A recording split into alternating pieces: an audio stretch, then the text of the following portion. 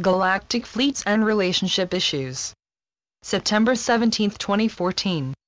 The more you practice channeling and the various other greater spiritual capabilities you're beginning to discover you can hone, the stronger these abilities will become. Dedication to the channeling flow will always be important for anyone who wants to hone their ability, and this can obviously be said for any ability under the sun.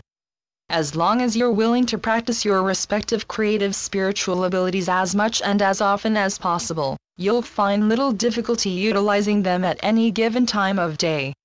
Your ability to act as clear and pure conduits for your higher selves, guides, and the rest of the company of heaven is growing with each day that passes, and we note that your enthusiasm to contribute to your new society is growing immensely as a result. Your creativity will lead you onward, and while we've mentioned this plenty of times, we repeat it so often to enforce the idea that creativity really can and will help you find your way back into the higher realms. Believing in yourselves and your abilities, as well as believing that they could deliver you from the lower vibrations, will strengthen your enthusiasm to do them. As long as you're willing to believe you're infinitely capable of anything you decide to take up, you will be. Let your abilities become infinite. Your abilities can become as infinite as your growing and expanding perception, and all you have to do is let them. All you have to do is allow them to flow from your brimming hearts, and everything else will easily follow suit, as if by magic. The opportunity you now have to sharpen and enhance your creative flow is stronger than we can express, and we delightfully request you utilize it because a lot of souls are watching and assisting you from the higher realms who wish for you to see just how infinitely capable you are of using your creativity and your general spirituality to make all of the changes that so desperately need made. An uncountable number of higher dimensional souls are fixated on your little planet and on doing everything we can to help your society find the light and ascend, and we come from various realms and planets, in an effort to awaken humanity to the spiritual truths of your existence and the necessity to embrace a new way of life that orients to love and respect over selfishness and hatred. The era of thinking solely about oneself is quickly coming to a close, and it's being replaced with an era of recognizing the fact that you're one consciousness experiencing life as seemingly separate, individual personalities. Humanity's meant to understand and embrace your oneness in this transformative time of individual and collective enlightenment, and the more you embrace the idea of yourselves as unified, spiritual beings, the stronger and more apparent your unity will become. The result will be that everyone's awake and willing to do what's required to unite with their fellow man, and make the planetary changes that have needed made for a long time.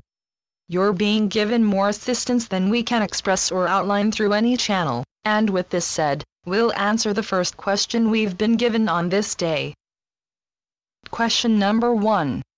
Ships in the sky. For a while now I have been seeing ships parked in the sky. Sometimes near and sometimes they park far up high. These ships are like a triangle. 3 lights in a triangular.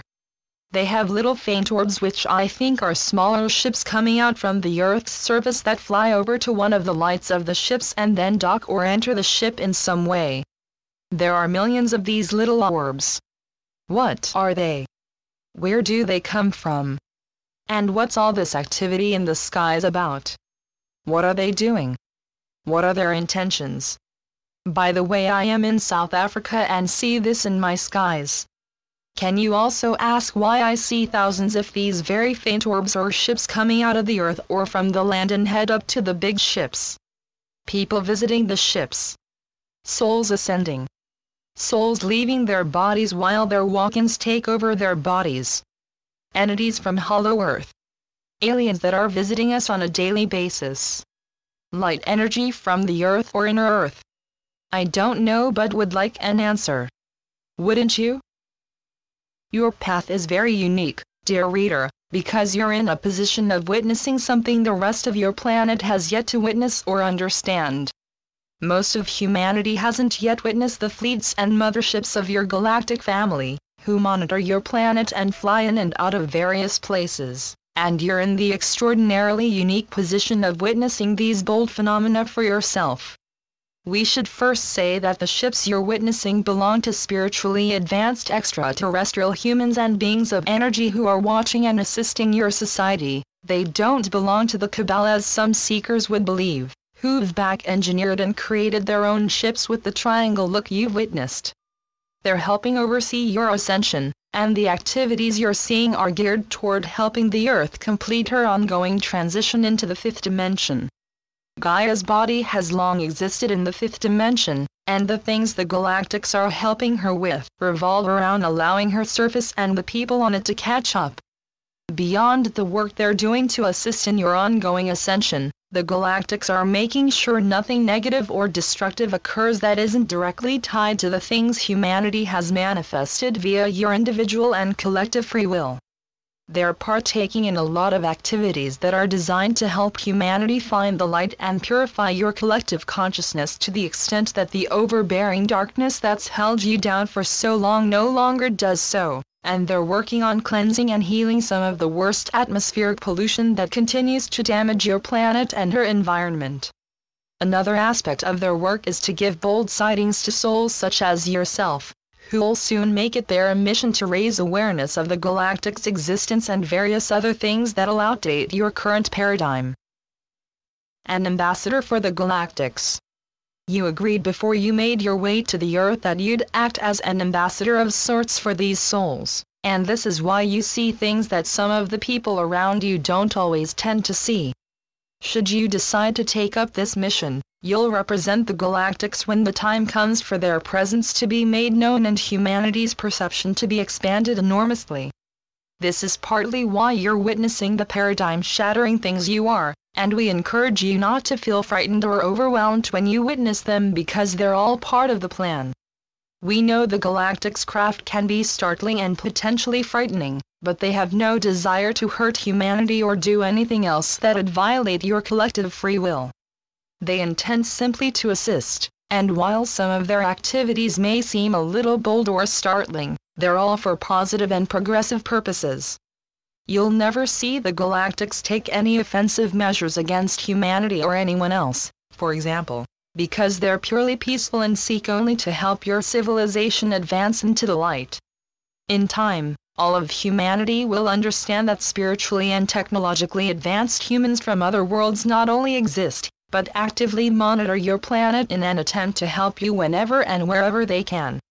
The Galactics have made contact and boldly shown themselves throughout the ages, and you, dear reader, have witnessed them in more lives than your current. You, like many others, witnessed the things you're now witnessing in plenty of other past lives as well, and you went out of your way to raise awareness of their existence.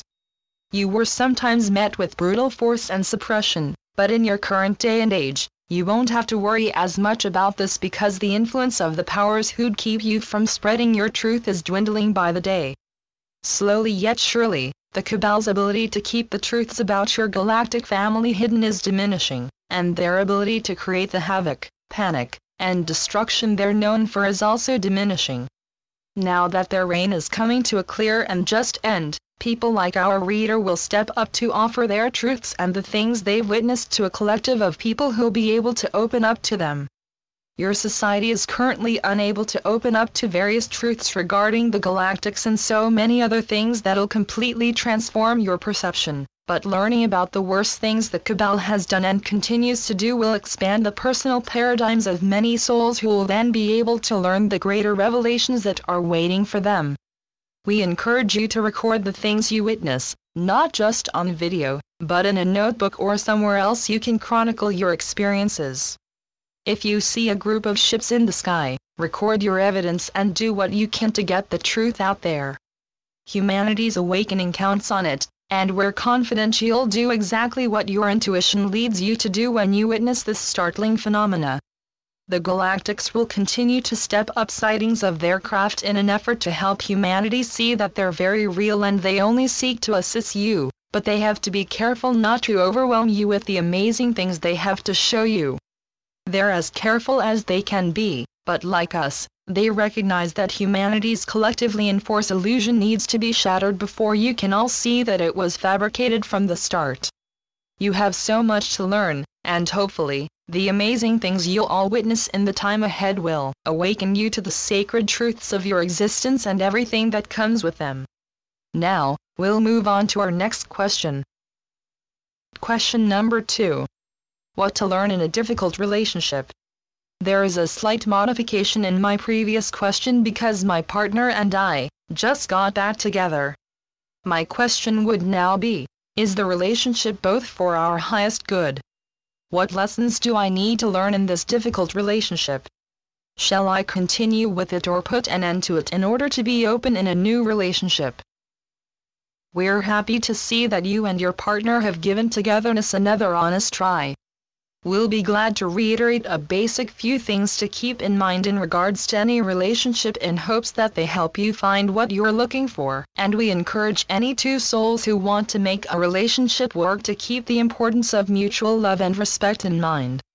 A lot of people on earth are trying to make their relationships work, trying to see beyond the petty fighting and the things that keep them apart and into the harmony that's meant to strengthen their bond. And we encourage you to give the mutual respect you require from your partner. More relationships would soar if respect were just as involved as love, and for any relationship to thrive, it's essential to see the importance of respecting one another. As easy as it can be to think more about oneself than another, an element of disrespect comes into play when anyone does this. Selfishness sends a message to one's partner that they aren't as heeded or respected as oneself. But selflessness will help a relationship thrive as much as the respect that drives it. If one can learn to think less about themselves and more about the people around them, any relationship they attempt to keep strong will flow gracefully, and the person they're with will seem to be the one for them. While twin flames certainly exist, relationships aren't inherently necessary to thrive on Earth. Many people have chosen to come together in the form of relationships because they have karmic lessons to teach each other, and you, dear reader, will learn a lot from your relationship's revival. The lessons you'll learn will help you see certain things about yourself in a new light, and the hope is for you to provide the same thing for your dear partner. Mutual love and respect should always be a factor in any relationship. And when the usual lower and degrading qualities come back to the surface and cause arguments or similar acts of disharmony, we encourage simply walking away and asking yourself what it is about this partnership that had caused them. What lies deep within you that had caused disharmony between another, specifically, a person you intend to love? These questions are very important from our perspective, and there are plenty of things you and your partner can keep in mind as you attempt to make your relationship work. One of those things is, again, if you're receiving the level of love and support you desire from each other. Find inner wholeness. Are you getting what you desire out of a relationship, or do you feel as if spending time submerged deep in the self will help you find what you seek? In a sense, you don't want to expect your partner to provide whatever it is you feel to be missing within, and this is a trap a lot of souls initially fall for in regards to relationships. You have to be whole within before you can make a relationship with another work, and if both partners seek something out of the relationship they haven't found within, there is bound to be difficulty and clashing.